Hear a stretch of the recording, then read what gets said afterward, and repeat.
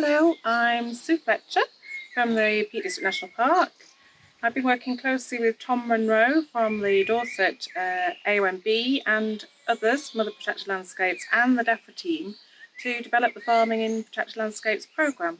So why should you apply for Farming in Protected Landscapes? Well, it's a new fund that's complementary to existing funds out there. So if you have a stewardship agreement or something like that, then we can still talk about funding activity that is alongside those. Obviously, we can't double fund, but there's plenty more we could do. It can help you ready for the agricultural transition, that's started already, but can help get things ready for 2024.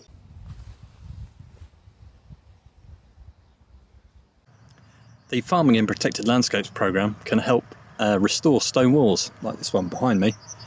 This one was built by volunteers a couple of years ago in the Dorset Downs here, and that's also something that could be an opportunity with these things, so providing chances for volunteers to get out and about and work in the countryside. You could also use Farming in Protected Landscapes support to resolve issues you might have faced recently, particularly with the uplift in domestic visitors.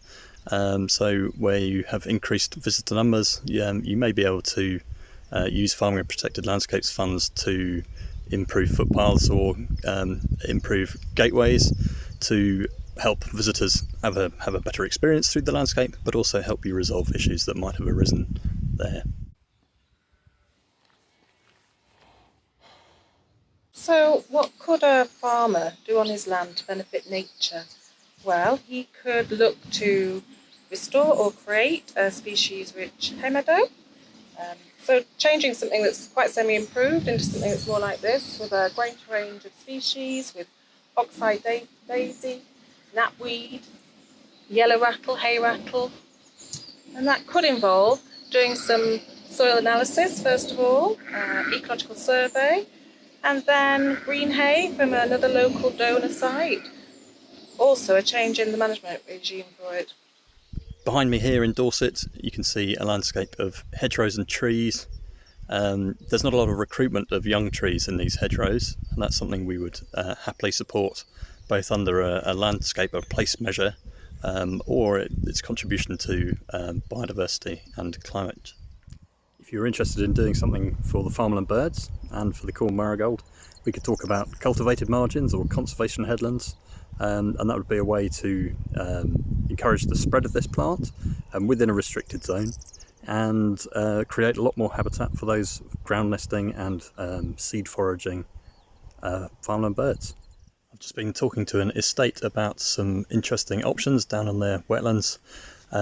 We could be talking about some natural flood management, so dropping some woody debris into the stream, the headwaters of a river that flows into a town that's a bit prone to flooding.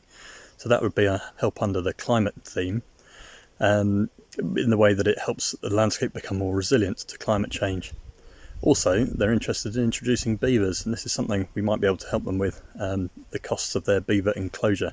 What else can farmers and land managers do for nature? Restoring ponds like this stew pond to help provide more habitat for protected species like great crested newts, or create more wood pasture.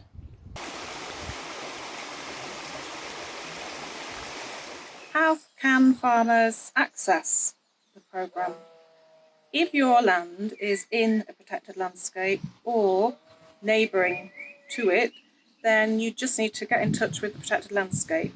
You can go on the website, you'll be able to ring them, email them, and there are officers there who are able to come and discuss it with you and help and support you to investigate whether your project ideas fit within the programme and would score well.